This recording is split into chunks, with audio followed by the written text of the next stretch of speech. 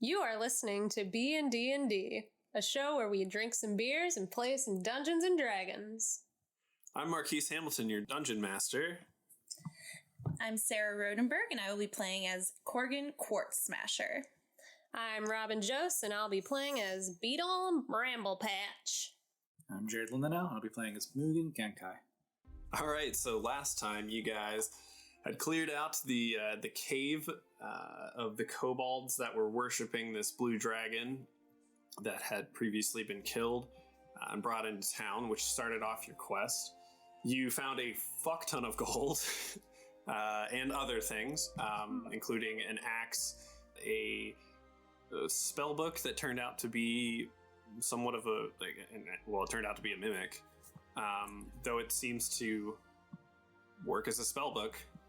And also, Beetle found a notebook from not really sure on who, but it had a lot of information about something called a homunculus. You then traveled back into town. You gave Roscus, who was with you this whole time, a little bit of extra gold not to tell anybody about all of the money that you found.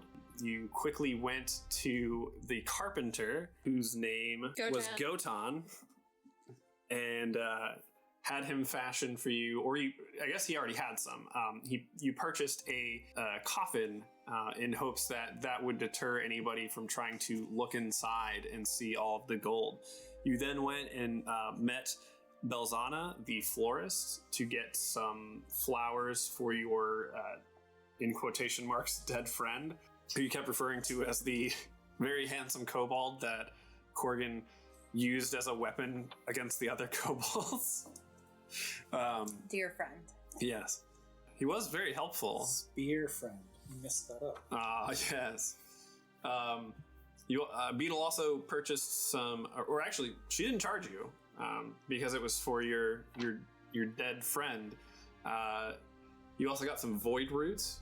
You then went to Flinret, who was the blacksmith of the town, who said he could clean up the axe that you had found, Korgan, because it was, kind of rusted, kind of chipped, it banged up a little bit, it just weathered with time. Afterwards, you guys went and met with Valmin, who is the town leader, and he, in response to hearing that the dragon that he was constantly worried about was wiped out, decided to throw you guys a feast. You guys all partied and drank beers and ales and danced. Mugen telling stories to the young halflings, I guess quarterlings. Oh. The quarterlings. While Korgan danced with Belzana and was so charming that Belzana actually gave you a kiss on the cheek at the end of the night. You guys then went and stayed with Roscus, who had an extra room that you guys were able to stay in during the night, in the early hours of the morning, actually, before the sun had come up. Korgan was stirred awake by the sound of crashing thunder, and looking around the room saw a man, a thin dwarf with a very dark beard, dressed in furs and leathers, smiling at her.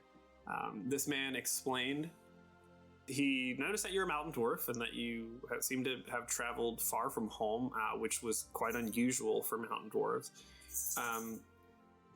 He also explained that the axe that you found, there was a specific craftsmanship to it, that you could even see through the rust and decay on it. He also mentioned that the old hill homes here in the Burlap foothills, there's more to them than just the burrows, that there might be something worth checking out. You also noticed during this time that time seemed to be standing still. He then just kind of faded out of existence as time started to move again, and that's where we left off. So the sun is now starting to rise. We open up in this spare room at Roscus' home. Everyone besides Korgan is still currently sleeping. What are you guys doing? Beetle is an early riser, so he's gonna, twitch his little badger nose and roll on up out of this wonderfully soft feather bed that Roscus so humbly provided. He's gonna get on his morning routine as far as like... You don't, before you even move, like, I'm right next to your bed. Just like, Beetle. Korgan, what are you doing up so early? Beetle. No, I wait until I notice movement. Yeah, when Beetle rises out of bed, he kind of like rolls up because he probably he sleeps like flat on his back with like his little paws like draped on his chest, and when he gets up, he like rolls forward. Oh, thank God you're awake. Oh goodness, Korgan, are you all right? I think we should wake up Mugen too. Is Mugen? Would you be trancing at the end, or where's Mugen? Where's Mugen? I'm already awake. She's Oh, I thought I was an early riser. Is Roscus in the room with us? Mm-mm. Okay, guys. What? There was a man. Out with it. There was a guy in the house. A man, a dwarf. Who? Brought a man over Valman? last night? It's not even your house. I didn't bring anyone over, Mugen. God. No, last night Scandal. all of time stopped, and an old dwarf talked to me from the corner of the room, and he laughed a lot. He said something about there being more to these holes, and he talked about my axe. And Talked about your axe. more to the hill you had a holes. nice What axe. was Mugen, did I say something? He was talking about how there's more to the holes in Hill Home. I'm listening intently. All this And- talk about holes and axes. But he also froze time. The fire didn't move, and you guys weren't moving. What did Balzana put in that mead? I touched him. He was real. Well, that's spooky. Oh yeah, that's right. You did poke him. Yeah, I poked him. It's always good to cop a feel when he's talking about your axe, But right? he was also really nice. I think it might have been Darthamor Duin, the dwarven god, or maybe someone on behalf of him. He mentioned Did he like look like a picture of him you've seen or something? do I know what he looks like? What Marthamir looks like? You would have seen like illustrations of what people What did would he think. look like? I mean, that person? living. That's what I was getting. How close to the illustrations? Well, that's the thing. It's illustrations of descriptions of this person. So, based on that, you would think that it might have been that person. I think it was him, or a version of him on this plane. Gods don't live on this plane, right? Isn't that how that works, Mugen? Tell me what he looked like. That's what she says. He was thin, and he had a dark beard, and he looked old, and that's about it. He looked nice. He was actually very nice, despite me poking him and the utter fear in my heart. I had no idea there were other gods besides Mary Kai. Do you think he That knows just her? can't be true. Do you think he knows her? I don't know. What? So you swear it wasn't the ale or the mead or maybe the stress of fighting all of the supremely handsome kobold. I mean, I guess it could have been, but it seemed really real. Maybe he said we should ask around about how the homes and like the hills here aren't what they seem. So maybe like I have to go get my axe this morning. Holes. Okay. Well, they didn't. We, like, dwarves made these hills. Roscus had told us that dwarves made these hills, not like the hard feet just kind of live here. Well, and I think that they had said that it was like it's a huge network of homes and such, right? Mm-hmm. So I mean, I guess we have to I have to go get my axe from the blacksmith, and you wanted to go. Yes, You wanted to go see Balzana. I guess I could come along for that. yes, I was going to get dressed But like it's because you want to go that we're going. Yes, the mead she made was delicious. I'll give her that. Fantastic. But I would really like to meet the bees that created the honey for that mead. The notebook that Mugen had found some interesting information, so I have a plan.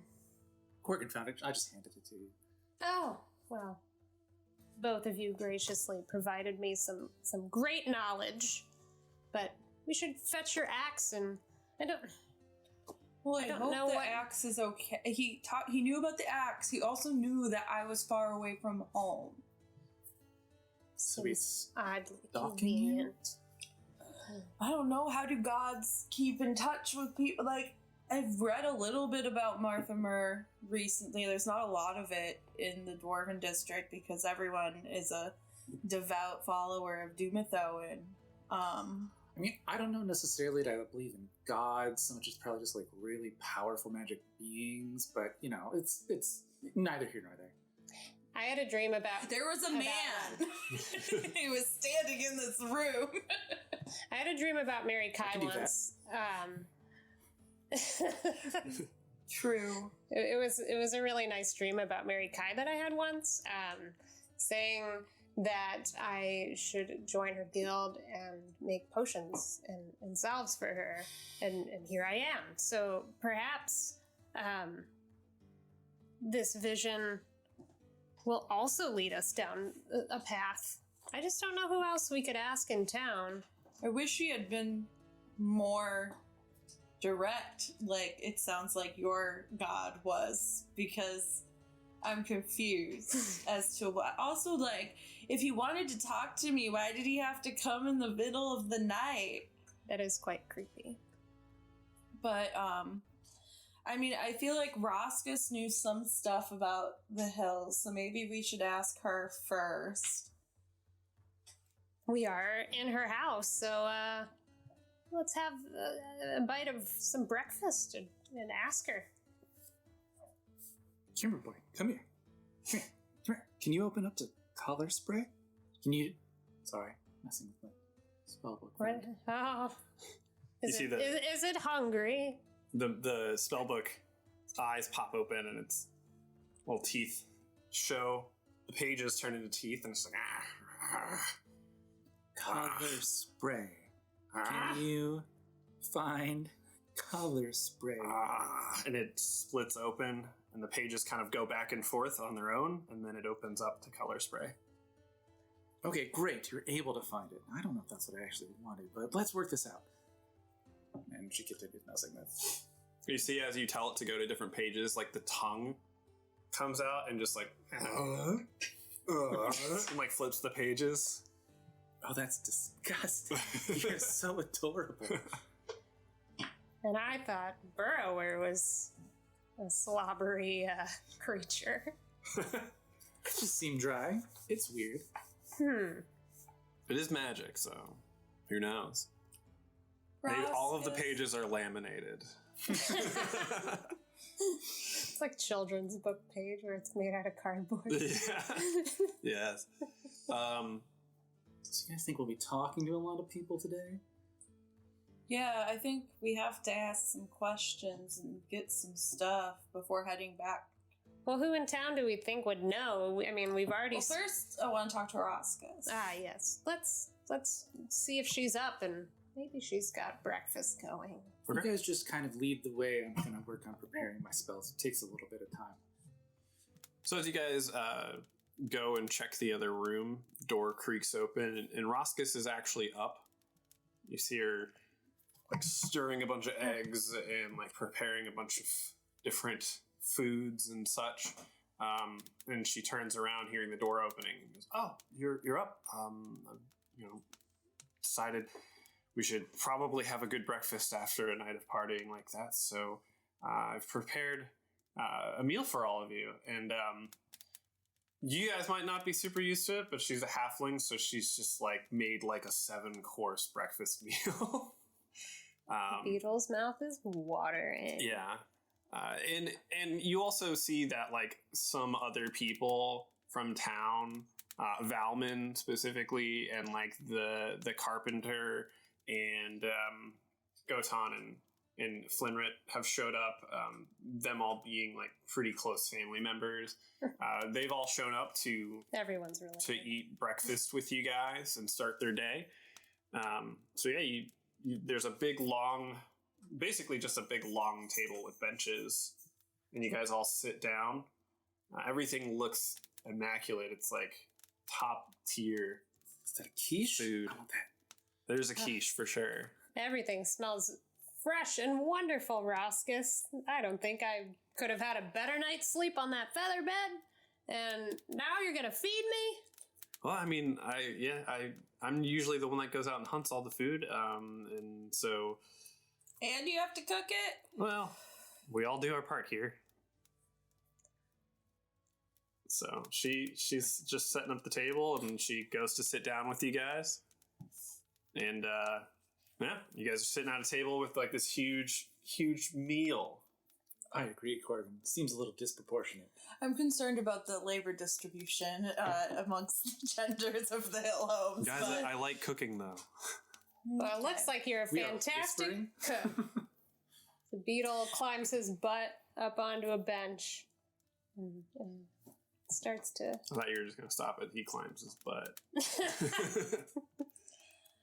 Roscus, thank you so much for letting us stay here. Yeah, I mean, you guys definitely helped us out a lot. I mean, even knowing that the dragon's gone is a huge weight off of our shoulders. You seem to be...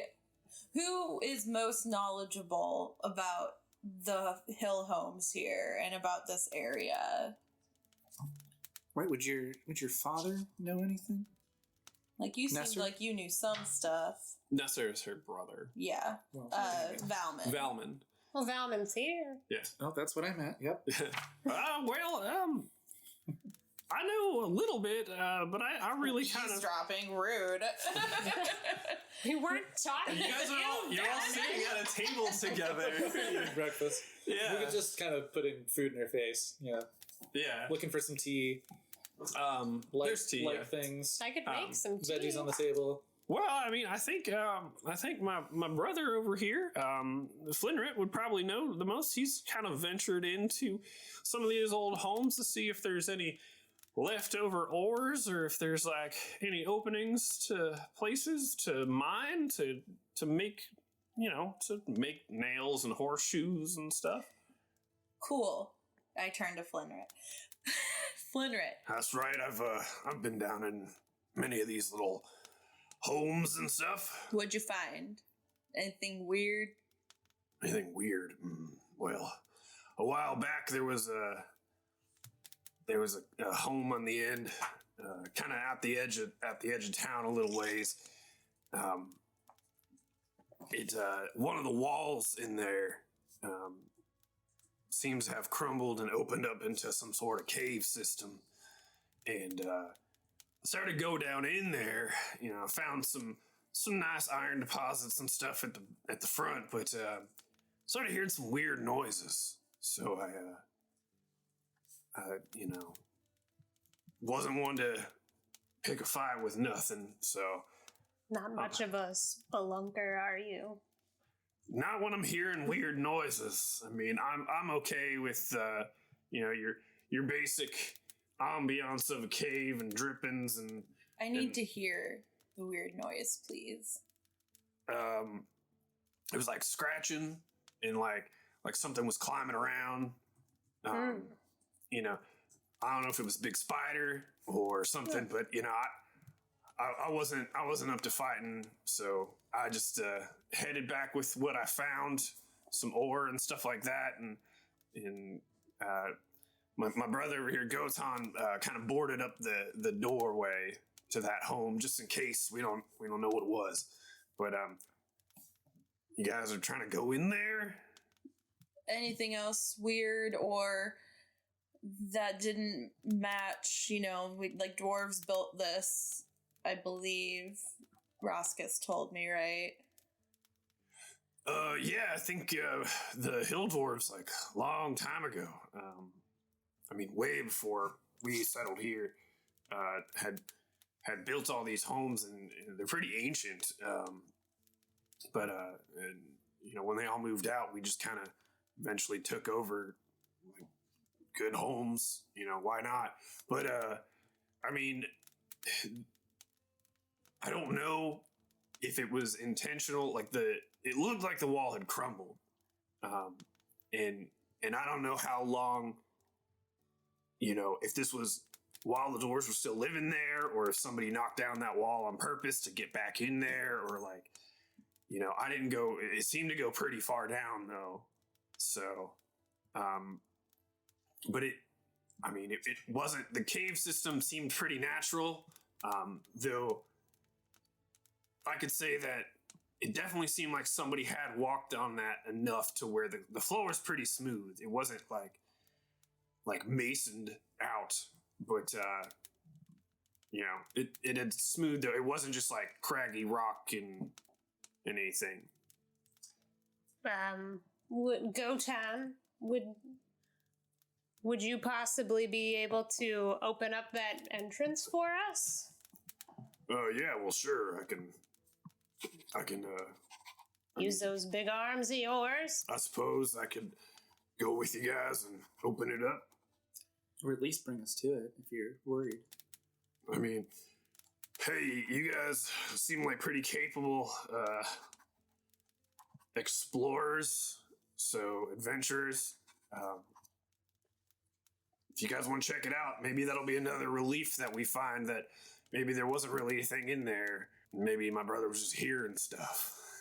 Hopefully not any giant spiders. I mean, I never really considered myself a great adventurer until recently. You are a great adventurer. That was a great adventure we went on. Mugen, you're a great adventurer as well. Thanks. Where's my axe? Oh, yeah, by the way, you see that he kind of like looks over and then gets up and goes over to the door. He's like, I sat it here. And it's like wrapped in cloth. And he hands it to you. The reveal. Take it off. Yeah, you reveal he's like gone over and like finely polished. All the rust is gone. The chips have all been like any sort of like imperfections have all been taken away. The handle is like a finely polished and stained like sanded wood that he's rebound with leather for the handholds. The end has like a nice it's very shiny. The actual relief carving of the boot with the morning star is like beautifully displayed in the center, and then there's a couple of slots. There's 2 on either side. It seemed like weird divots, and he's like, I don't really know what those are for. I'm assuming just like decoration is pretty, but it seems like something. I don't know. I've never seen something like this before. I don't know what this symbol is. Did I pay you yet? I don't remember. I think you did half up Oh front. yeah, I think I gave you a deposit. Okay, here's the other half and an extra 1 gold piece. I think you how much did you charge me? 5? Was that? How much did you charge her? I think it was like 25 or something like that. 25 gold. I believe so. Overnight before we left town. Oh Because yeah, you paid that's extra. I asked for him to do it real fast. You're right. Yes. You paid extra for him to do it overnight. Cool. So I give him the rest, and I give him 1 extra, and I'm like, it looks beautiful. Thank you so much for taking the time. What metal is it made out of? It looks to be steel. Wait, which one of them is Valzana's dad? Isn't she also a hardfoot? She is not a hardfoot. Oh, okay. Oh, Good. Making sure I wasn't talking to my future in-law. Wow. Moving fast. Yeah, right. Okay, thank you. And then Korgan eats. Okay. Such beautiful work, Mr. Flinrit. Thank you. This wasn't that hard with something like this. I mean, once I got the rust off and polished it up and kind of filled in some of the nicks and stuff like that, whoever made this knew what they were doing. Do old men ever visit you in your home in the middle of the night? No. Cool, me either. Okay, this is a weird question, but alright. Nobody in town ever has like weird dreams. Yeah. Or like Not really. no weird people that dress up like dwarves and go into other people's homes. No ghosts in town. I haven't seen any ghosts. I mean, one time I had a dream about like being a donkey, but I had my face, you know, and I was spits like, out a little tea. I was walking around and I could just talk to the other animals and stuff. That was kind of weird, but I mean, dreams are weird. I had a bunch of ale tonight. So. I will say it is very interesting being an animal, walking around and talking to Well, it wasn't all like you strange beings. it wasn't like you. I was like an actual donkey, like not magically influenced at all. But I couldn't talk to people. I could just like, make that noise that donkeys do. That I believe they call it braying. I could do that, but I had like my regular face though, like my head. Okay, we've talked about this long enough. Well, you asked about weird dreams. I'm just. Well, yeah, no, you're right. That was a good one. That was a good one. Yes. I do love a good dream about being a donkey. Donkey.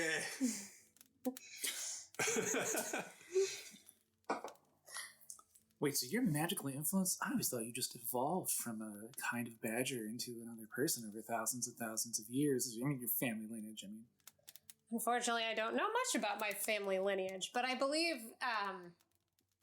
south of here, there's a large forest. I was told I came from there. Interesting. Mm-hmm. Every time Mugen's hearing something about different, there's an entryway door, she's down scrawling something in the notebook. Have you ever heard of the Whispering Thicket? Oh yeah, I think I maybe have a book just sitting around looking. Yeah, I kind of claimed the name Bramble Patch. That's where they said I was from. Beetle from the Bramble Patch. You guys, Korgan and Beetle, you guys can both make a history check to see if you know anything about the Whispering Thicket if you want, or... I don't care. Yeah, if you want to do that. I think you said Korgan and Beetle. Oh, I'm sorry, Korgan and Mugen. That's all right. Sorry. It's a 9. A 9? You don't know a ton about the Whispering Thicket as far as... Like, you know where it is, and you might know about certain things there, but, like, you know that it is magical. Like, there's a magic in there that doesn't seem to exist outside of it, outside of the thicket, but you don't know, like, why that is or, like, what exactly it does. This passage in this book is worse than just, like, a tourist brochure. I'm sure we'll find out more later if I'm interested. I always considered myself a city badger anyways. We don't need to go back to the woods. Well, if we're done eating, I think we're good to start heading over to Balzana's, right? Unless anyone else had other questions to ask. What time does dear Balzana open her shop? Roscus speaks up. She's like, she's usually up pretty early to, she's like watering her plants and tending to the bees and What's such. her deal? She's just... What do you mean by that? She's just a florist. She makes the mead. Does she have another person that she spends time with? Well, she spends time with all of us. We're all great friends. None more than the others alone? No, I mean, she seems to hang out with her flowers more than anybody else. Cool. She does seem like a wonderful herbalist, and the mead she crafts is wonderful. No hangover whatsoever. I have to meet these bees. Well, I'm sure they're out buzzing about. Those bees are early workers for sure. Yeah, if you guys want to head on out of there, and if you want to just, let us know. Let me know before you guys leave town. I'd like to say goodbye. And you hear Goton's like, yeah, just come grab me when you guys, if you guys want to go check out that cave. Yes. Would you, Beetle looks at his timepiece, possibly like to meet us, when the sun's at the highest hour? Sure. Noon, I think they call it. Yeah. Yeah, noon sounds fine. The highest hour. What is The highest point in the sky. Yes, Whatever. Beetle. How do you tell time? Beetle by being sound? an artificer, you probably would have some sort of weird, like, alchemical, like, timepiece thing. That's fair. In my alchemist kit. Nice. I've referenced a timepiece multiple times. No idea what it looks like. Yeah. I picture it being like a sundial that like pops Yeah. to be bigger when you need to see it. Nice wristwatch. Yeah, I don't know. Beetle has a Rolex. Maybe it's just like a weird color that changes. It's got like, it's like a liquid with like a bubble in it, and it changes color depending on what time of day it is or something.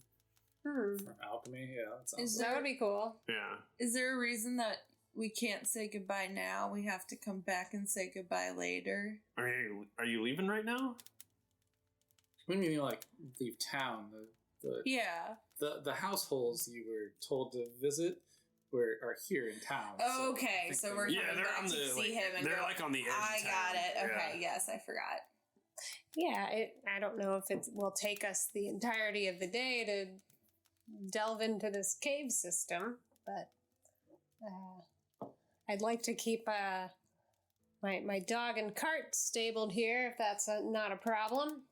Oh no, that's not a problem. Do you have anything to help us splunk?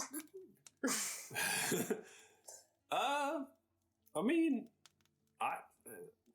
do you guys have anything? Nah. I believe I have 50 feet of rope in case there's some heights I have to Well, I think endure. we like our. Isn't it like a cavern? It's a. Is it like a fall though, or is it going to? Be No, it like Does anyone opens up have to like anything? just a cave entrance that goes. Oh, okay. Yeah. I was picturing It's it not as like falling. Yeah. No. Okay. Because spelunking made me think of like going down. Yeah. Does anyone have any rope? Actually, or someone might sell it. I'm actually looking for a little.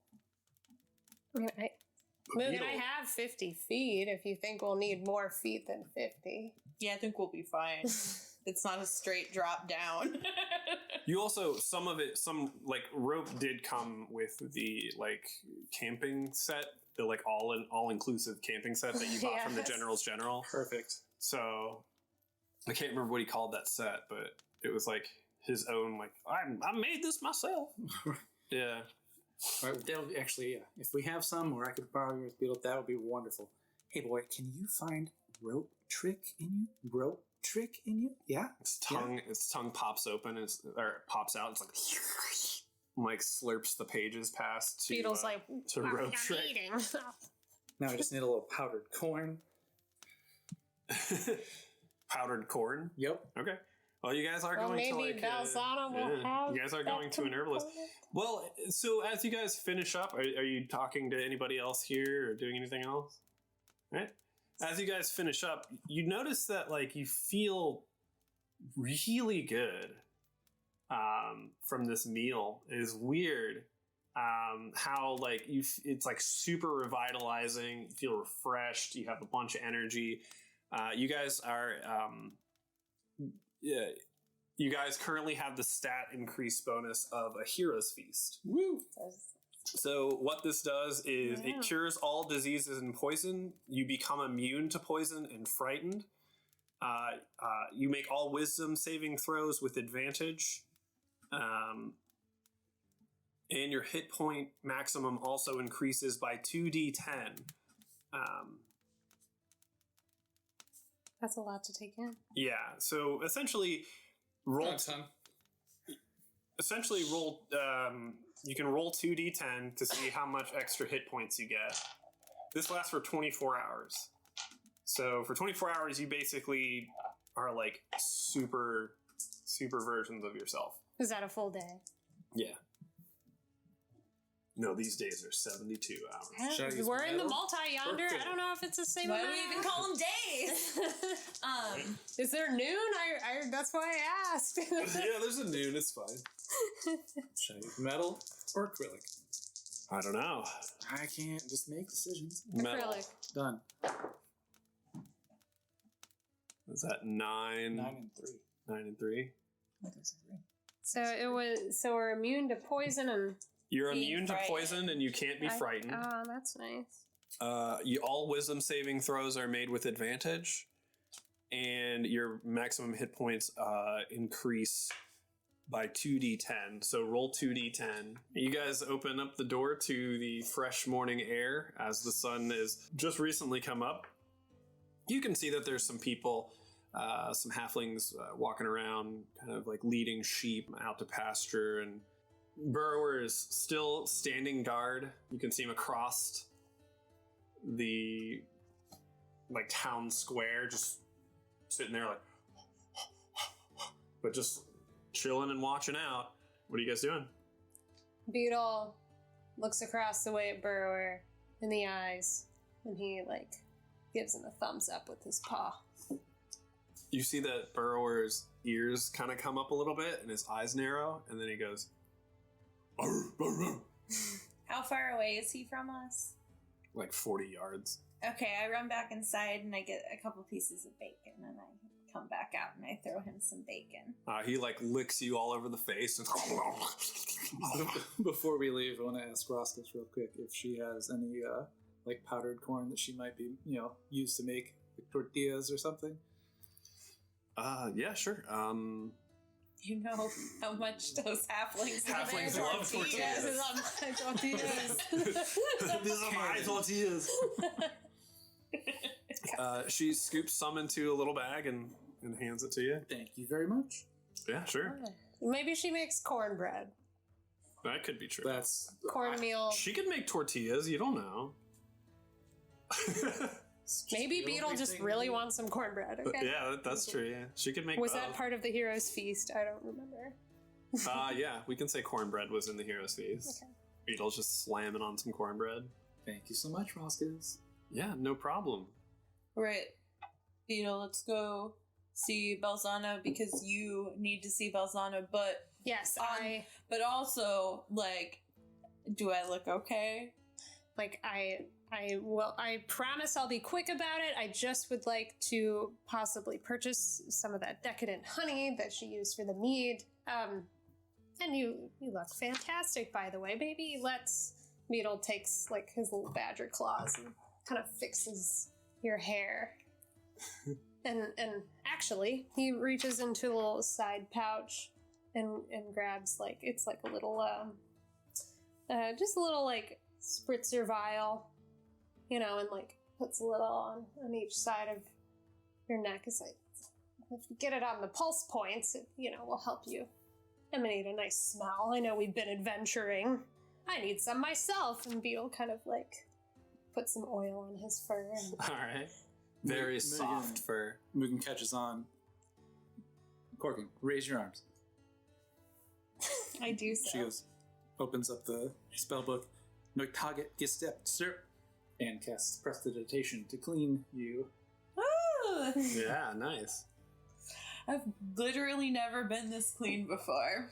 well, when you're And then Mugen cleans passing herself. through with an alchemist and a wizard, you will be at your prime at all times. I always kind of thought, like, everyone makes way too big a deal out of this bathing thing, but, like, I think I'm starting to see the benefits. Oh, yes. I mean, they do, or Mary Kai does say cleanliness is next to godliness.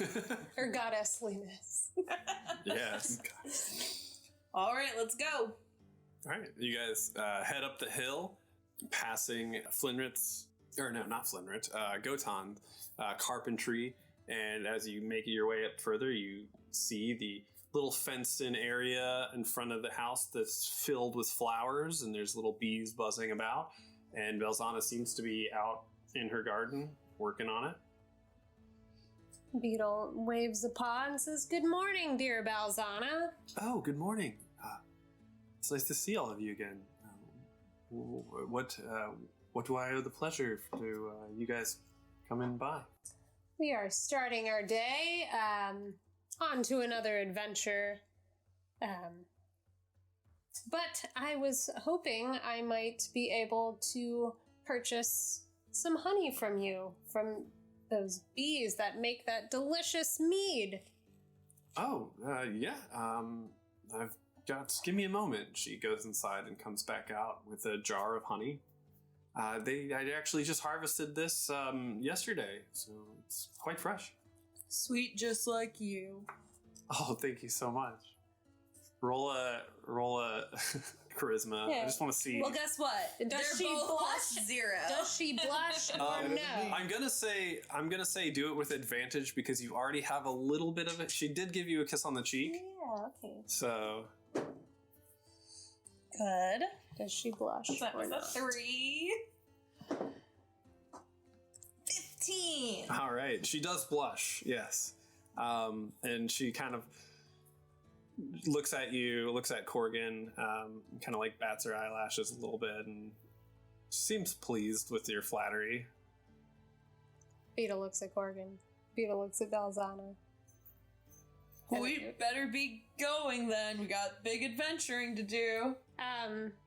Balzana, my dear, I was hoping maybe not to purchase honey by the jar, but maybe just like a small section of the comb with possibly like a larva. You want a piece of my honeycomb with the larva? Okay. You see her kind of think for a moment, and then she wanders over towards one of her like beehive boxes and opens it up. And Hopefully she's covered in protective gear. no, the bees don't seem to bother her at all, though. They just kind of like buzz around her and ignore her. You see that she like takes a knife and cuts off like a little square. There's a larva in here. You can have this one. This is absolutely perfect. Did you still want the jar? Or? Just the comb Okay. would be exactly what I need. Sure. How much do I owe you? Just like a silver. I'll give you a whole gold piece for your time again. You have been a treasure. Well, thank you. That's I charge you $1. Here's a 10. yeah. Yes, must be rich. Well, when you are blessed by the goddess Mary Kai, I mean, I am a servant that crafts her potions, and this. Oh, that's what you need this piece for. Okay. Yeah. That makes more sense. I was like, why do you just want a honeycomb and not like honey? Yes. So I'm a creator of potions and salves, and this will be exactly what I need. Okay. So I appreciate your time once again, Balzana, and I will be out of your hair. Well, it was good to see all of you, especially you, Korgan. And you see, she leans over and kisses you on the cheek again, and I kiss her on her cheek. she smiles, and I hope you guys do well on your adventure and come back, please. I'm gonna find you a present. Okay. Maybe a flower for dear Korgan's hair would be so nice in this nice weather we're having today. Oh, that's a good idea. She pulls out a small purple flower and sticks it in your hair. Just come back. It would be good to see you guys. I'm sure you'll be fine. You seem pretty capable. With the kiss that she gave you on the cheek, that is, you get a D6 of inspiration. Oh, yes. I do feel inspired. All right, let's go. Are you blushing, Korgan? Let's go. We gotta go. Let's go get. Korgan's face is like as red as her hair. Is your hair red? Mm-hmm. Yeah. As red as your hair. Precious. Yeah. We gotta go get. Is it Gotan or Flinrit who's showing us? Thought it was Gotan, but I think it's Flinrit. Gotan is the carpenter. So Yeah. you just To passed take the his thing house. down. That's Yeah. why. Yeah, he built like a wood door or something. He boarded it up. Yeah. Cool. Let's So- go get him. Okay, yeah, you guys head back down the hill and come to Gotan's home. You can see he's out kind of working on odds and ends and like shelves and stuff. And he's like, oh yeah, you guys ready to go? Let's do it. All right. Well, all right. Yeah, let me just get my crowbar and stuff. And he goes in this house, comes back out with, he's got like a big hammer and then a crowbar that's like really big. It's like a crowbar that's like 3 times the size of like a normal one. This one should get it off there. I nailed it in there pretty good, so gonna need some leverage. Let's go and do your work. Seems like you've brought plenty. And you guys head off. He leads you down the hill past Valman's house and towards further like north towards the mountains. And as where you can see that the footpath along these hills, like you're starting to pass abandoned or not lived in hill homes. And the footpath is getting narrower and narrower as like nature has taken it over. Eventually you guys come to a hill home that does have a barricade in front of it. Because this is the one. All right, strong people, get to work. Yeah, give me a moment. Korgan, you want to help me out here? He hands you another crowbar and he starts prying the boards off. I assist. All right. So you guys pry these boards off and it opens up to just a dark entrance. Into you looking into it, you can see that there are some rooms and some old like broken down wooden shelves and different like random pieces of furniture that have kind of withered with time. If you go back to the end, and I think it's where they kind of had their like storeroom. There's some old broken pots and stuff in there. The wall in there is caved in, and that's where I heard some stuff. So good luck. Hopefully it's nothing big, but I'm not one to check it out. Well, at least whatever you may have heard in there hasn't seemed to been able to escape from this well built. I boarded it up pretty good. Yeah. And it seems like it didn't really want to make its way out. I don't know. This is a precaution. We brought the cart with us, right? No, you left that It's back. still at the. Okay. You're not super far from town. Like, you can see town. Okay, cool. Yeah. Well, no, it's town's just not very another. big. It's another hill home entrance, right? Yeah. Okay. And You in the passed a back, there's couple of collapsed ones that wall. were not occupied, Got but it. you can still see the town. You're not, like, super far away. I was just thinking if we found lots of stuff, but we're close, so we're good. Let's Burrower is go. only a whistle away. Let's check it Oh. Okay. Lead the way, Korgan. Yes. Hopefully, it's not too dark in this tunnel. There's some light in here from the entrance that you've opened up, but it's pretty dark. Should I light a torch? Yes. Yes, please. Yep. Well, Beetle was holding a crowbar, acting like he was going to help, Okay. but he puts it back in his pack and grabs the torch and lights it. Okay. Yeah, you light it, so the area is pretty well lit. You can see the hell home itself doesn't go back super far, but there is towards the end of the hallway. The hallway kind of splits off into a couple different rooms on either side, but at the end of it, there is. You can see it kind of opens up into a bigger cavern. Okay. I'll look around. Right? Lead Yeah, the what way, do- Korgan. Yeah, can I do I'll walk towards the room that he was talking about. Do I see anything else weird in the... Looking around, you kind of like peek your head into each room. Yeah, I guess I'm asking, does it just look like it's just a house and this thing is unrelated? Yeah. Okay. Yeah, looking around, it's just like there's some old tables, old chairs. You can see where there were like fire pits that is just filled with ash and stuff like that. But it doesn't really seem to be anything strange or weird. It's just like really old, dusty shit. Well, so it sounded like Flinrit described a tunnel that wasn't part of the original construction. Do we see that entrance? He said that if you go into the back storeroom, that's where the wall had caved in and there was a tunnel there. Should we find this storeroom that Flinrick was speaking of? Yeah, let's head over towards this storeroom. Everybody stay alert. Keep an eye out. Yep. Yes, my ears are listening. My nose is sniffing. You do make your way to the back storeroom, and you can very well see that on the right-hand side, there's some pots that are still intact, some that are broken, like large 4-foot tall ceramic pots and things like that are kind of stacked around.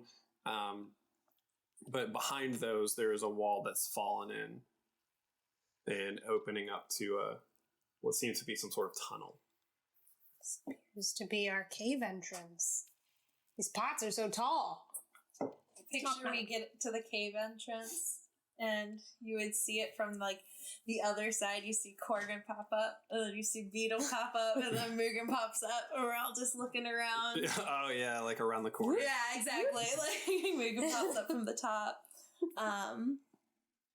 Yeah, I guess. Up on Korgan's shoulders just a little bit. Exactly. To see over her. What do you see? Well, I had until re-listening, I forgot that you had originally hired me as your bodyguard. I forgot about that. That's true. I've been getting my smooches and I got distracted from the job. I'm sorry. I'm gonna lead the way. Yeah, I guess I want to look around before we step into it. I want to get a vibe check for Beyond the Wall. Yeah. Vibe check. Time to smell the roll air. perception. Roll vibe check. You should also roll smells. Yeah, I want to sniff the air when you're done looking with your eyes. 12. I don't know what my perception is off the top of my head. What do your underground 13. eyes see? And I do have dark vision, yes. Yeah. You can see that it continues in a very slow gradient downward slope further into the hillside, or like further into the heart of this big hill that you have gone into. And it just seems like you can see it kind of bends off to one side to the at the end of it, not very far down the tunnel. But it just seems like a cave. You don't see any sort of like weird carvings or paintings or any sort of like items that would seem as though somebody was in here.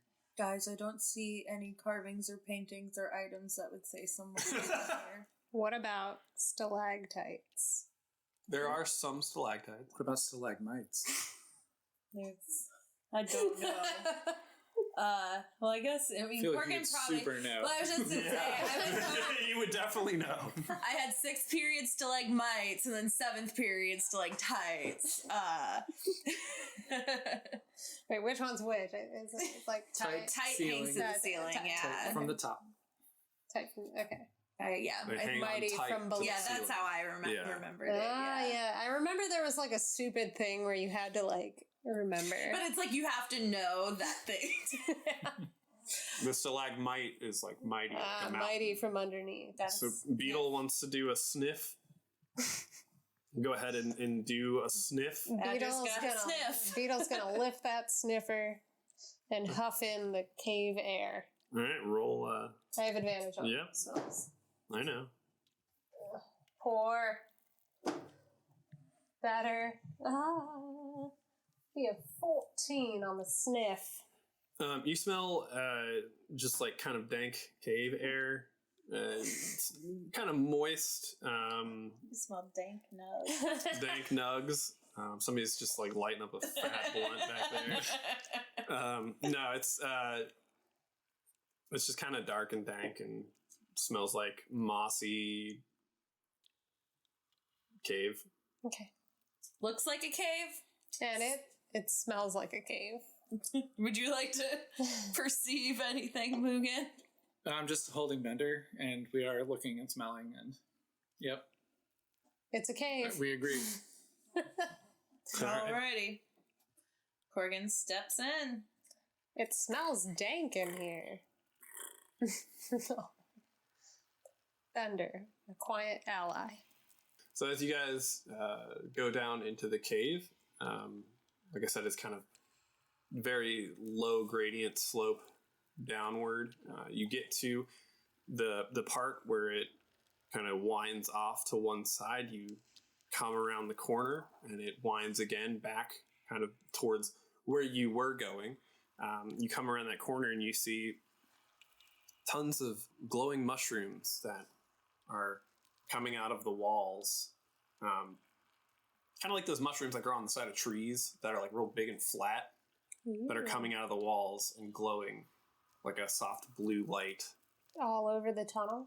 Yeah, they're like all over the walls of the tunnel, kind of going up towards the ceiling. Do you think they're edible? Ceiling's clearly easily like 15 feet high. Mugen. Korgan, I wonder if you ate one. Do you think they're edible? You probably don't eat strange mushrooms. What if you glowed? If you ate one? See, Beetle raises a really cool point. If you I could know, glow. if you know that you will, then yes. If you don't know, you might end up tripping on a cave floor for 8 hours. Oh. Probably be smart to take a specimen first. Maybe Okay. Burrower could test it. It'd be cool if Burrower glowed. That it would. Yeah. I mean, he is a beacon of... We'll take enough that I can eat it if we decide later that if it'll make me glow, I want to eat it later. For now, a sample. Yeah, so Beetle wants to take like a shroom piece, and it's kind of like a semicircle, and he's gonna like kind of like tie a rope on each end so it looks like a little messenger bag. Okay. Yeah, you can totally do that. And so you've got this glowing piece of mushroom. It's giving off easily about like 10 feet of light. Oh shit! Yeah, it's pretty glowy. Nice there's also other ambient ones that are blue light. yeah, it's like a like silvery blue light. There's also ones that are giving off like a pink light and like purple and kind of different ranging colors in between. What about yellow? Orange? Sure, that we can say that there's orange and yellow ones and stuff Red? like that. There's, Yellow? yeah, there's red ones. Orange? Just like a bunch of different. Every color of the rainbow? It depends on what I would say. I'll say that it depends on what these mushrooms are attached to, like what minerals are in the walls that they're growing out of. Ooh, cool. Based on that, they will be a different color. So there could be like maybe there's like a rust, like a iron deposit behind the wall, and it's growing out of this iron deposit, and because of that, like in the moisture in the cave, the rust has made it glow red or orange or stuff like that. Maybe there's clay, there's like a yellowy clay, and so some of them are growing yellow. Well, Beetle would like the one that he cut off to be orange. Okay, you can. That's fine. It can be orange. What color do you think it would be if it grew out of me? Pink. Aw. Like the color you filled with when Belzana said goodbye. Oh, that's stupid. That's stupid. I wonder if we'd have to cut you open in order to find out. Taking That's notes. so morbid. Yeah, so there's this large tunnel. You can see, or I guess like Mugen and Korgan would be able to see that further on. It kind of winds off a little bit more. Let's go to where it winds off a little bit more. Go ahead, Korgan. Quite literally. Can everyone make a perception check? Now? Yeah. I don't like it when I'm told to do that. Oh, no. It's a 5. Oh, it's a 6. It's a 5. What'd you roll? 2. Oh, Oh, no. it's a 15. Oh, thank God. Yeah. You're just walking down the way. I guess we you keep think- going because we don't see What- anything. Do you think there's anything in here? Not that I see. It just smells dank to me. Do we hear any scratching that we've been told about by Flynn. Flinrich. Flinrit? I have not. We have names. You haven't heard anything. I haven't heard a peep. What do we say? Well, we keep going if we don't hear Just cave anything. wall.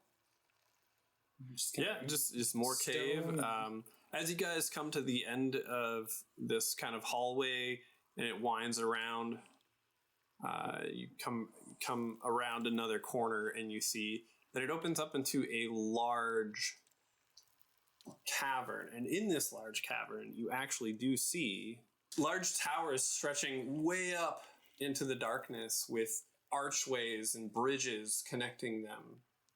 And there seems to be there's also pits on either side of a bridge that goes into one of these archways between the buildings, and the pits are glowing. This cavern is very well lit. Yeah, make a perception check again. 8. Is that a 1? Was No, that a it's a 7? 7. Okay. Jeez. It's another 2 for Mugen, though. It's another 5. That'll be a 12 for Beetle. Beetle, as you're looking around this cave, it's quite well lit with these large stone towers and bridges and archways that are intersecting with each other. There's beautiful carvings, relief carvings of dwarves with large axes and suns and moons and different deities and things that are carved into the walls here. The large pits that kind of surround this centralized pillar that has all these buildings on it are all glowing with a silvery blue light that lights up the whole area. But you do see things that are kind of moving around in the darkness. And also, there seems to be a very bright light coming from within the central area of this ruin that you've found. Whoa, Korgan, do you think that this is maybe where some of the dwarven people lived? Look at all these structures. Appears to be dwarven iconography. Would I know anything or recognize it from Make a history check. rock history class? Rock history. School of Rock. How do we not call it School of Rock? Oh, dang. Your teacher is just Jack Black. Jack Black as a dwarf would be Amazing. delightful. That might be a thing that happens. So if we ever make the not live action, but like a cartoon version of Korgan going to school. Yes. Voiced by Jack Voiced Black by is your Jack teacher. Black. It was a 19, and you said history? Jack Obsidian. I think I get... Thank you.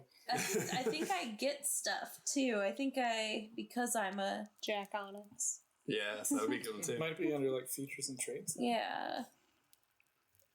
I think you do know things that you get like advantage on things about like stone and It's masonry. called stone cunning. Whenever I make an intelligence history check related to the origins of stonework, I'm considered proficient, and I add double my proficiency bonus. Damn, yeah. So you would my add... proficiency bonus, I believe, is 2, right? Yes. So 4. So that was a 23. All right. So you would definitely know with that roll that this is... You have seen this imagery in your School of Rock. Dad School, what's it called? Duma Thoen's Academy of Dwarven Diligence. Right, yeah. You've definitely seen like this imagery, and you remember... You have one of those like flashbacks to sitting in class and your teacher being like, yes, this is where we came from, you know? And like showing you like slides. I always loved rock history. Yeah, That's my favorite class. Exactly. Showing you slides of this specific, like these carvings and this iconography.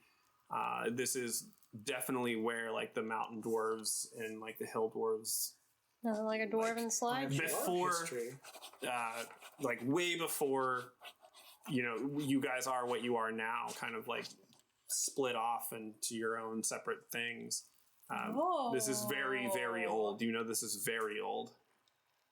I relay that to everyone, but much less eloquently. Just like, well, so like before there were hill dwarves and mountain dwarves, they were just dwarves. And they lived here before they became mountain dwarves and hill dwarves. Here. Beetle. Professor His little Black taught me that. maybe his Blackbeard, Jack Blackbeard. Love that guy. Beetle's fur is a little like poofed. He's like, let's keep our voices down. Did you see something? I saw some movement in this cavern, so we're not alone. I want to perceive. Go ahead and roll perception. I want to know what's going on. 11, 12. You look around the cavern and you think you might see some movement in the shadows and things like that, but you're not really sure on what it is. You do hear some scratching and maybe some rocks just like tapping as they fall down. Should we throw a torch? I have one. Yeah. So you guys are standing at this bridge above a glowy cavern. Beetle, do you have one of those torches? Would you like this one? No. Or just, I don't want your only torch. Well, I have this nice bright mushroom now. If you would like to borrow my torch. I have an idea. Bender, buddy. I could maybe tie some string to him and a length of it to a torch and ask him to go across that little bridge. My little Fey friend here, is not in any real danger. He's going to get hurt or something. So I'm just going to kind of disappear back into his realm. Use him as bait. So this is like a long bridge, you said, and the movement It's like 50 feet. And the movement is all throughout these arches and stuff. By the pillars? You're seeing the flickers of light. Beetle saw movement like in the buildings that are like there's this a big hole. There's random pillars coming out of the hole, and on top of those pillars, they're flattened out, and there's buildings and stuff on top of them. Mugen, here's my very Art Deco looking architecture. The Art Deco. Beautiful. Yeah, it's really nice, but that's not what I'm here to talk to you about. I'm listening. I'm wondering, I'm really worried about this bridge, us crossing it, and also defending ourselves potentially from that movement. Is there a way to bait them to us? Well, I have this idea. On this side. A string and a torch and a cat. Okay. I mean, if we're gonna cross this bridge, I don't know how far the drop is, but I'd prefer to run across. Yeah. I guess we could stealth across the bridge and then send Bender. I could ask Bender to go first. Okay. With a little bit of string and a torch tied in that he's dragging behind him. Okay. And Just then a thought? And then after that, we can try to stealth. Yeah. I'm just trying to make a contingency We'll see what plan. he sees. Yeah, but I will You be can tell as me. stealthy as possible as I roll across the bridge. Okay. So yes, But I am not a fan of heights. I'm a very grounded badger. I agree. I would not like to fall anywhere. Mm-hmm. Send him. Yeah, if I could borrow a torch. Have at it. Thank you very Got much. this new And I, nice glowy. Hey, Bender, buddy. I'm just gonna give you a little string harness here, pal. Okay, and then tie this back to you about like 3 or 4 feet behind, and then press the dictation like the torch. Yeah, I snuff it before this, and then I attach it and like explain my little plan to him. All right, pal. I'm gonna give you a little light and ask you if you can go across that little land bridge for us. I know you're gonna be okay, and I'll see you soon, no matter what. And I demand him to drag the torch on a string behind him across the bridge. He makes his way across the bridge. The torch is like going behind him. He gets out to the middle, and it seems fine, and he's making his way across. He does make it all the way across. You can see him kind of looking around, and then make a perception check. Okay. I like how detailed you are at making sure everyone knows if he dies, he doesn't die. Yeah, I don't wanna You're know just if, like, let me be very clear here. I am not sacrificing a cat, so it's not happening. Yeah, we don't want to have animal deaths. Okay, that's Ooh, better. yes.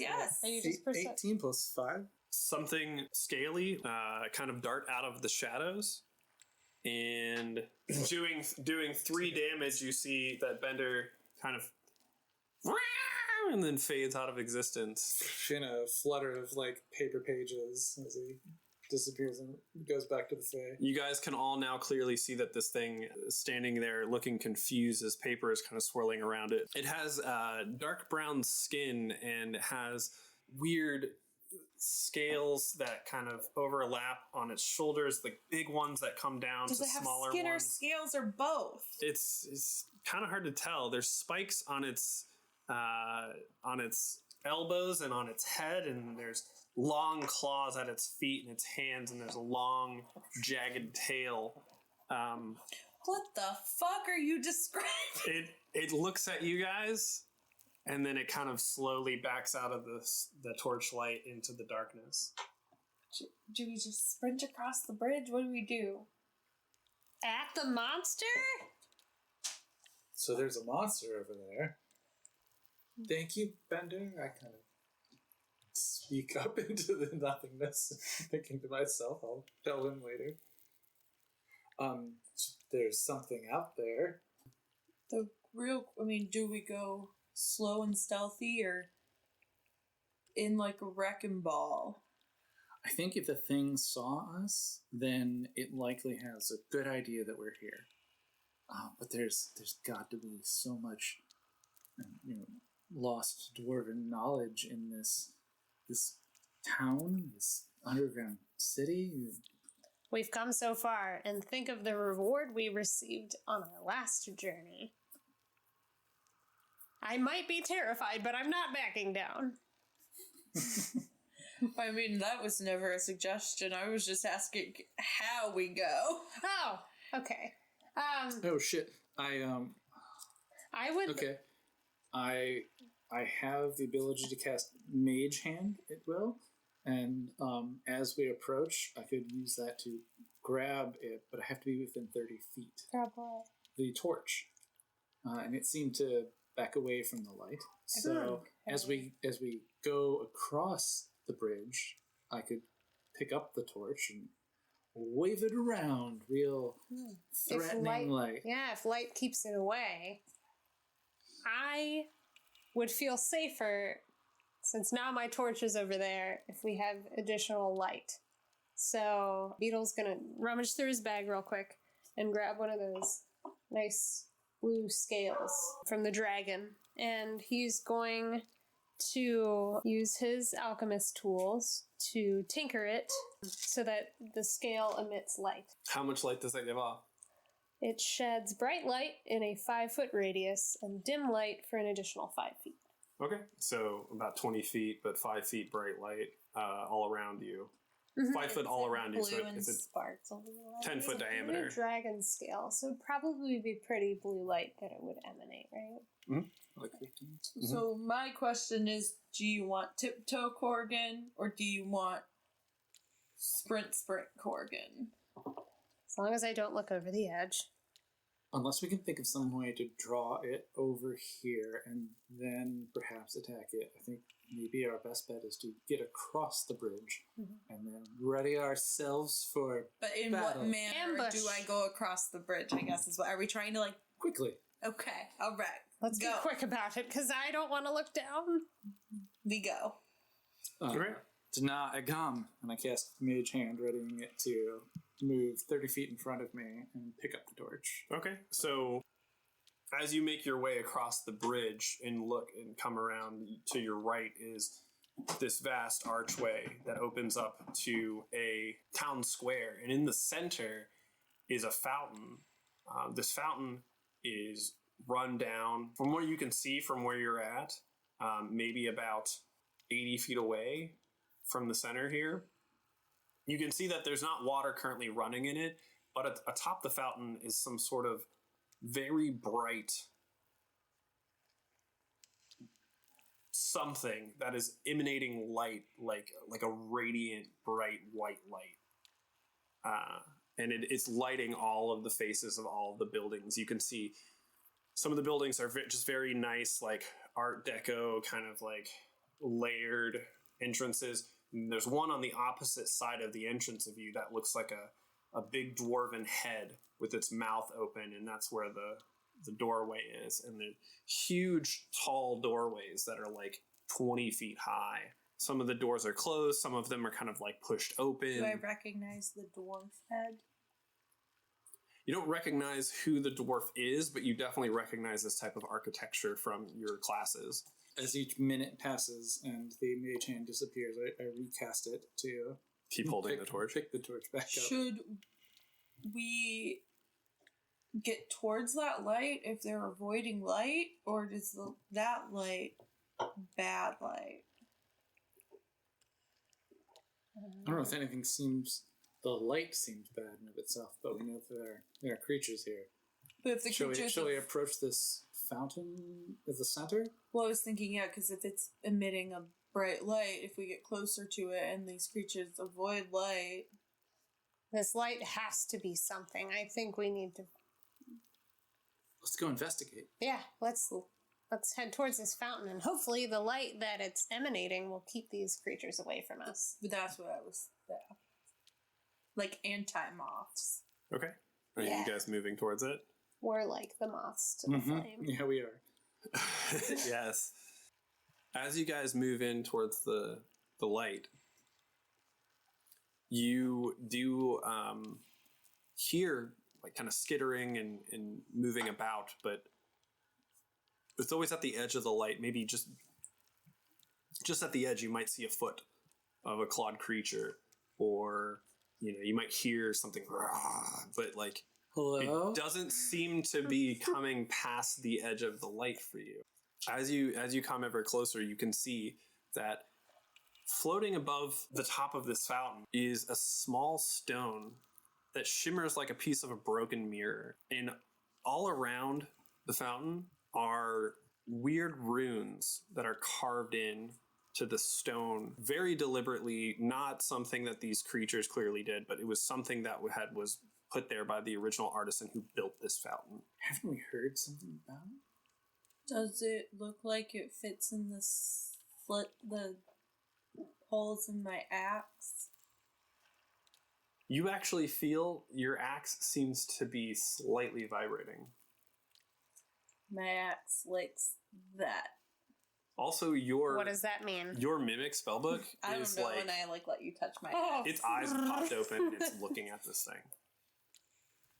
It might be magical. It would appear so. If we Are you have... sniffing? I mean, you are magic, and you Make a are a perception good check. smeller. Beetle. Okay. Beetle, make a perception check. Oh, With advantage. But that's a 19. Oh, I didn't see it.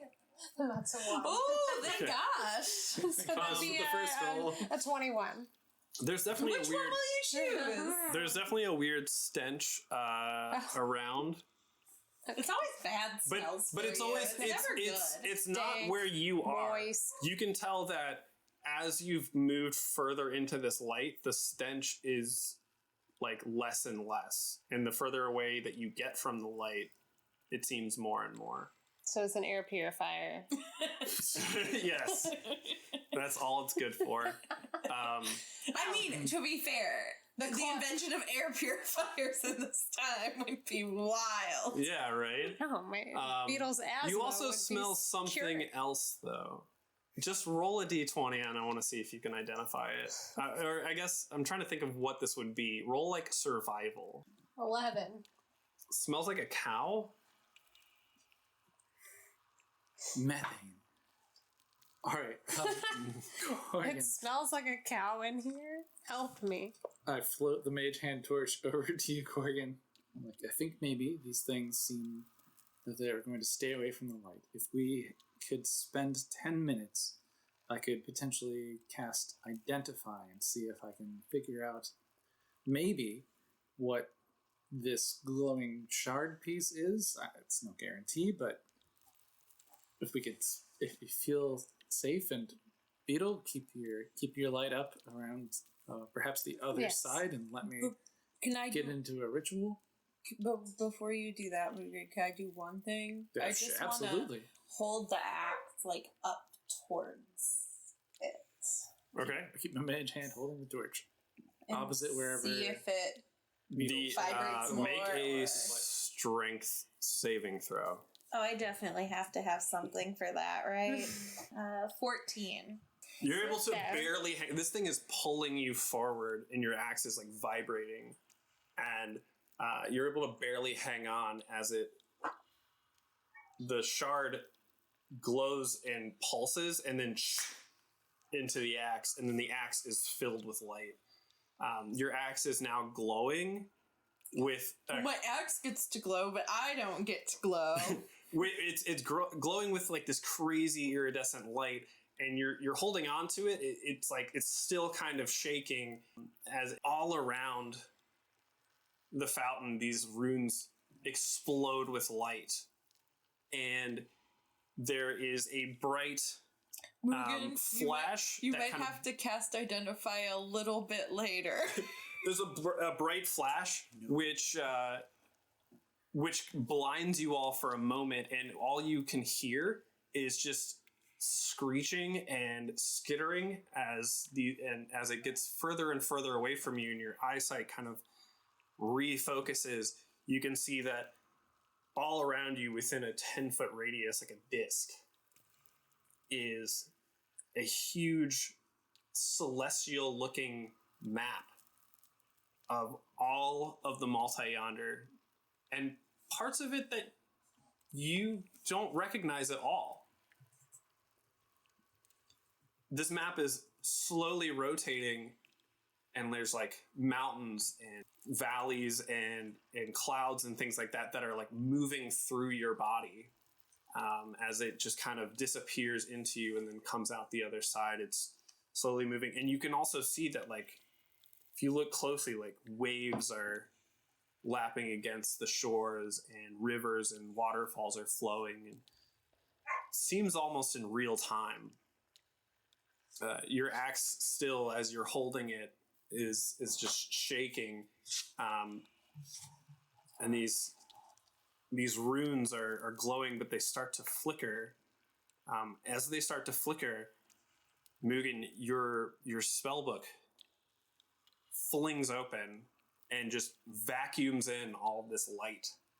And as it does so, you see slowly this map is forming on one of the pages. And you can also see, if you look closely, that there are 6 different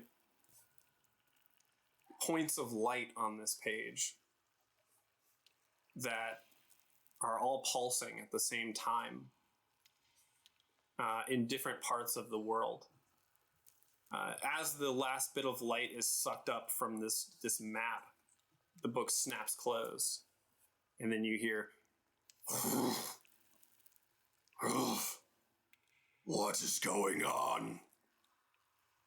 And out from the mouth of the dwarven head building, you see a large creature with a very large axe and horns atop its head. Step forward. "You've taken my treasure. It was mine." And everyone roll initiative. Oh no. Okay. I literally was like, I just want to see if it vibrates harder. That's what she said. Oh, dang. So it's just a large horned beast? It's like a Minotaur? So, Beetle, you can roll history to see if you've read about this thing possibly or heard about it. You could also roll like Arcana to see if maybe you've, We are around a lot of magic, it would seem. All the glowing lights and runes and shit. Mm-hmm. So I'll Arcana check and see if I know what it is. Okay. Can I help? Advantage? Sure. Help me. Thank God. That's a 9. That's a 1. So it'd be 11. Okay. How am I feeling about this guy? Or girl? You Or them? feel like you've maybe heard about this before. You're like, I don't remember what it's called, but it's like a big cow. Yes. The mother heifer. Yes. Mother heifer. Let's go into my notes. All right, well, Mugen, it is your first. It is your turn. This beast, this How far thing, away? it has come out of the mouth of this. You guys are at the fountain, so it is about 80 feet away from you guys. What is that? What is that? What is that? The mother heifer feels like there's a Nancy Shrew story that relates to this that I can't remember. No, we're gonna write the Nancy Shrew story right now, Mugen. Do something. I don't know if He's- I remember a Nancy Shrew ever encountering a heifer. He's quite shredded. How large? We're talking like 10 feet tall, 30 feet, 100 Let's see feet? here. Because 100 feet I'm fleeing No, immediately. no, he's not 100 feet. Oh, it's a he? It is a he. Oh, How did he tell us that? I thought it was a heifer. You can't tell what creature it is, but you definitely know. He's about 10 foot tall.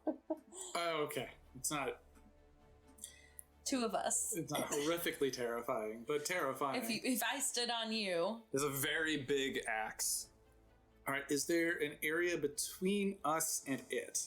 Yeah, That it's 80 feet. Is it coming like across a bridge like that we came across? No, it came out of one of the buildings. The building. So it just sort of has that space. the entrance is into the square. I want to run back across the bridge. See if he'll. Oh, he'll probably follow us though. Do you think he's big enough to break that bridge? If he's 10 feet tall, though, he's going to be faster than we are. He might be big, and I'm ready to run. So, You can't be frightened. I can't be frightened. But With I'm condition, but you can But you're right. Logic tells me that perhaps I should be scared of giant monster guy. And so I cast grease in front of him in a 10-foot square, I suppose, on the ground underneath it. You're casting grease underneath it? Okay. Yeah, because, Can you cast that far? I can cast it 60 feet. How far away? You'd have to move 20 feet in front of you. I'd have to move closer You'd have to to move it. closer to it. Okay. I got you. I'm your bodyguard. Korgan, protect me. I'm very scared. So I do move But 20 not feet towards the creature so that I feel like my spell can cast in the area that it's in. I pull out, from my component pouch, some of the breakfast items that we had earlier, a bit of pork rind and butter. And I slap them together and put my hands up and cast Isarg and cast grease on the ground in a 10-foot square centered on the point of it, which turns that into difficult terrain for the duration, which is 1 minute. When the grease appears, each creature standing in its area must succeed on a dexterity saving throw or fall prone. All right. Dex saves 13.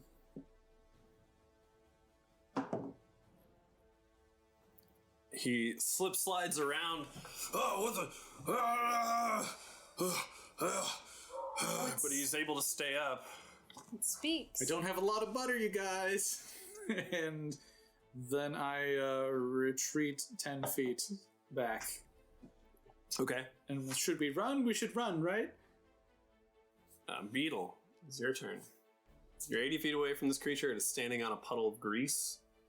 So I'll look around and see if there's like a nice sized rock weighing about 5 pounds. Yeah, there'd be definitely like pieces of the building that have crumbled and fallen around. Perfect. A good like brick. Yeah. Burn that grease.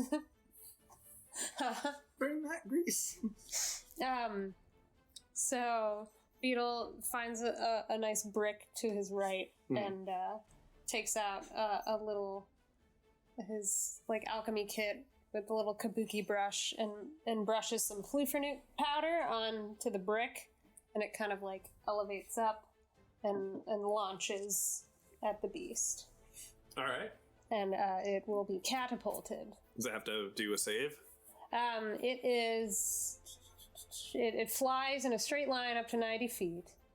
You can definitely hit it at that range, yeah. It must make a dexterity saving throw. Okay.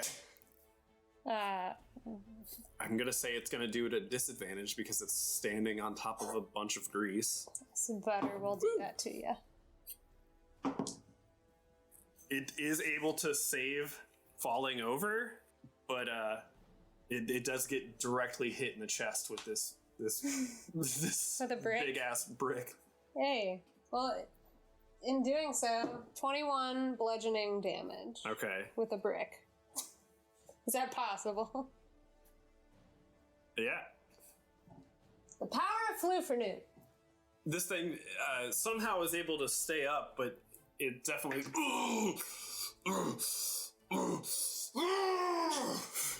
It's very angry. I think I knocked the wind out of Why him, is it so hopefully. mad? It's a walking cow. Next is Beetle, or not Beetle, Korgan. BnDnD. We might be starting to get a little drunk. Okay. Beetle bricks.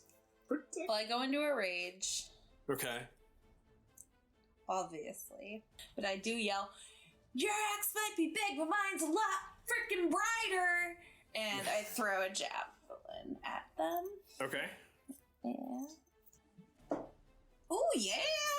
6 on the d6, so that's 9 damage. Did you actually roll to see if you hit him? No.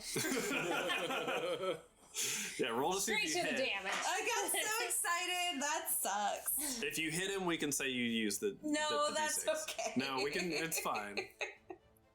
I'm gonna roll a fucking nat 1 now. 12 Plus plus, yeah. 5. 17. That hits. Plus. Oh, wait, it's not melee, so yeah. 17. Are you sure I can take my 6? Yeah, you can take. So it's a 9. Yeah, javelin goes I'm flying into embarrassed. this I got thing's so shoulder. excited. You say your axe is brighter, but then you throw a javelin. Yeah. I had to. The javelin goes flying into this thing's shoulder, and it's like, oh, oh, what the fuck? Move! As it's very upset with you guys. Why is there a cow underground? As it runs forward. Underground cow. Underground cow. How far away is it from you right now? You're 55 feet. It runs forward, although it is not able to reach you before it again is Mugen's turn. Just kind of being on this as a general item, I'm going to once again cast Grease with a dex save of 13 on the area where it is now standing. His feet just immediately just shoot out from under him, and he just slams onto his back. Ah! This is utterly a disaster! And I'm very happy with the results. It was a slow burn for Beetle.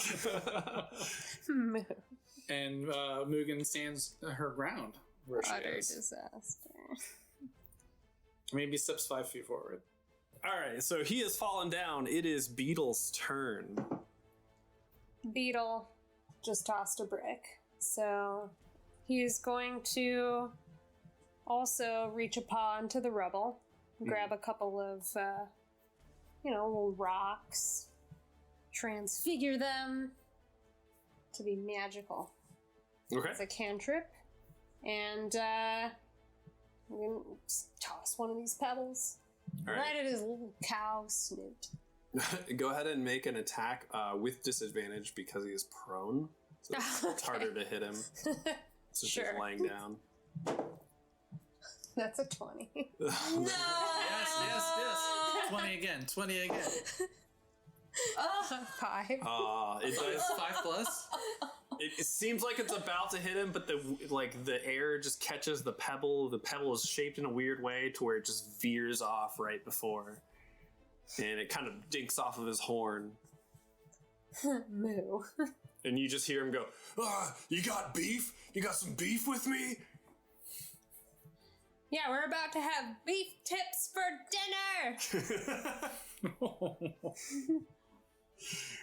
That is Korgan's turn. Even though... He is 15 feet in front of you, laying on his back. If I run towards him, will I slippy slip? The grease is how big, right? It's 10 feet, so it's the space he's in. So if you're outside the space he's in, You can hit him without going into the grease because he's so big. Cool. I'm gonna attack him with my axe. with advantage. You do get advantage. The first one is a 21. The second one is a 22. That definitely hits. Go ahead and roll some damage.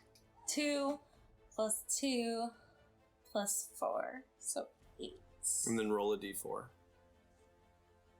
Wow. Just roll a d4. Okay. Why? Here's a medal. Oh, you got it. I got it. It's a 1. So you sink your axe into its leg that's like it's fallen on its back, and your axe goes straight into its leg, and as it buries deep into, you see it explode with light, and you do your normal damage, but then there's an additional force damage that seems to blow this wound open. And he's just like, what the fuck? Gnarly. Use the force. So how much damage was that? I'm sorry. Only 9. So 9? 10. 8 plus 10? Or yeah. 1 force damage Yeah, from 9. the thing. Okay, that 9. multiplies. All right. He's hurting, but he's gonna get up. You'd come into my home and steal my glowy thing. I didn't steal anything. It just wanted to come with me. He just nat 20'd you. Moo. So he's gonna attack with his great axe. I have all of these extra hit points from this dope breakfast that I had. We're so full. I take half damage because it's... Oh, that's right. I'm so glad that you do that. Yeah, I'll be fine. Enraged.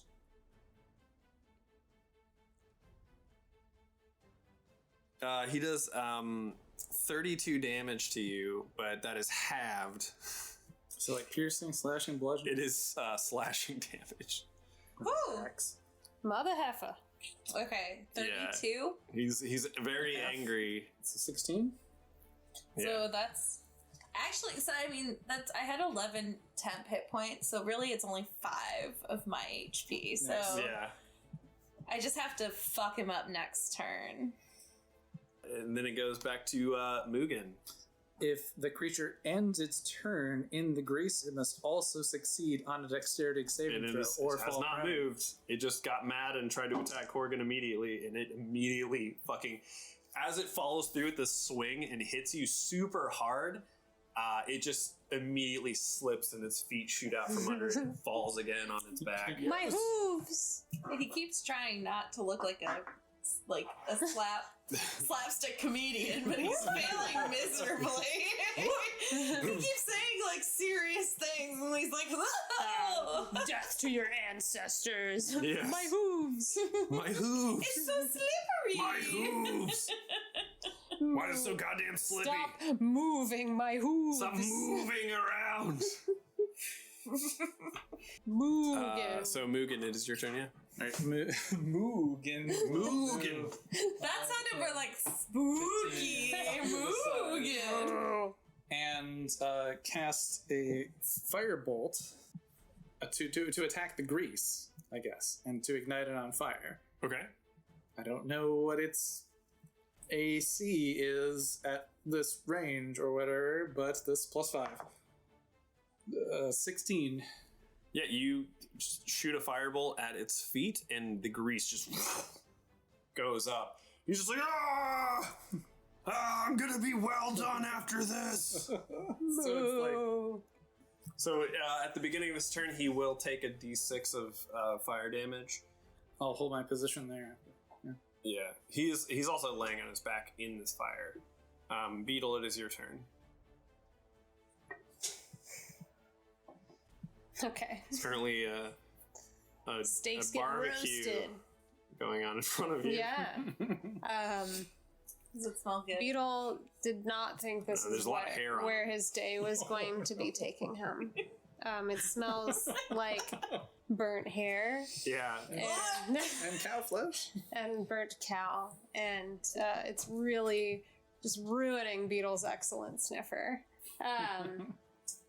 So yeah, Beetle is going to take another brick, floof it with a little floofernude powder, All right. and catapult it across the way towards this mother heifer. He's gonna make a saving throw with disadvantage because he's on his back. Yeah, that hits 100%. And Beetle's gonna be like, I prefer my steak rare. He is cooking. Or what do you do with like one of the meat hammer things? Tenderized. Yeah, I prefer my meat tenderized. Yes. Doing a shit ton of bludgeoning damage. Three. So, So that'd be 8. yes, 8. 8 bludgeoning damage. Tenderizing damage. You see this brick just flies across magically and just hits him right in the face, bounces off his face, hits a horn and breaks it off. Broke off his horn. And it is Korgan's turn. Alright, I'm not fucking around. He's literally on fire, just like chilling in front of you on his back. Broken horn on its back. I am going to recklessly attack. You already have advantage. Oh yeah, you're right. He's fucking prone still. I don't even have to use any Yeah, he cool keeps- shit. I he just keeps have to falling hit him. down. Thank goodness we had bacon this morning. Glad you Little bit of collected pork some of the rind. bacon grease without telling any of And us. a little bit of butter. Yeah. Okay. Yeah, I'll just. I collect I'm like, is in there my anything component I can pouch do? But I think I'm just randomly. gonna hit him. Useful. Yeah, go ahead and hit him. Useful. Yeah. What? Credited. Nice. So I guess I'll roll again. You can't- Double crit. you can't- Yeah, you're right. I you can't can't beat beat it. the crit, It's yeah. the most my perfect. critties. No, What but is that? still, it's a 1. But that still means it's a. So That's so sad. 16 plus 1, then roll a d4. Why do I? Oh, Because Oh, your because axe. your magic. Yeah, your Your glowing force. axe. I don't want mine. Use the Give me force. the one you were gonna give me last time. Thank you. God damn it! It's a 1 again. So 7. And it's 1 out of So 4. 18 damage? I mean, yeah, that's still good, you guys. That's but really like, high. it's not as cool as I wanted. Yeah, You you credited. Critical.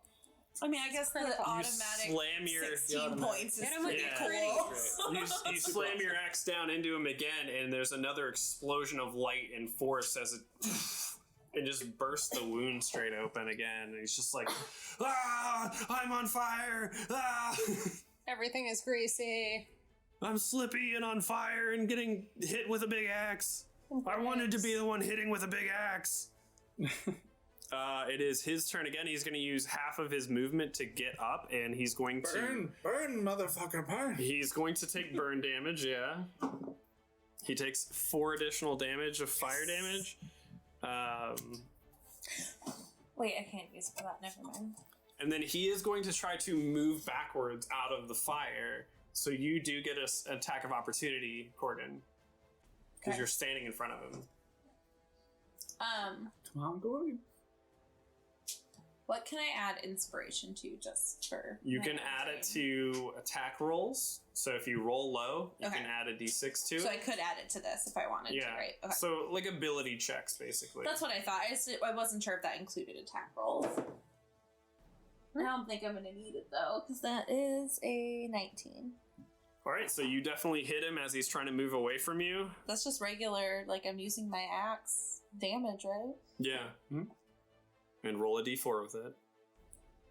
Roll them together this time. Maybe that'll be better. Yeah, They kick it around a bit. I believe. It's better. Yeah. 6 plus 3, 9. Plus 4, 13. Plus. Plus Rage. 2. God damn. Yeah. Plus Have your you rage. not been adding that? It hasn't been. Not the last 2. Okay. As it goes So to in move theory, away from you, if you wanted just, it'd be 6. But yeah, so that's what, 9. as it goes to move away from you from the fire, you slam the axe into the side of its knee, and the force damage just blows his knee apart. And he falls to the ground, and you bring the axe back down on top of his chest, and it bursts his chest open with force damage, and he is now dead. Your axe is shimmering and glowing and vibrating and lighting up this whole area. It slowly starts to dim as you can feel like a power almost like breathing into it as the battle is over. I say, thank you, axe. And that's where we'll end tonight's story. Burn, motherfucker, burn. So it absorbed the cow. No, it absorbs the light from the shard. Okay. Yes, no, the cow. I thought it sucked the life out of the cow. You need to explain that better. Well, you guys defeated a Minotaur, so Well, that Good went job. pretty well. yeah. But that wasn't the creature we saw. There's other creatures. wasn't. Yeah, It's not, it's a yeah. scaly, ugly thing. down Yeah. there. But they seem to be afraid of light, which is okay for That's us. true.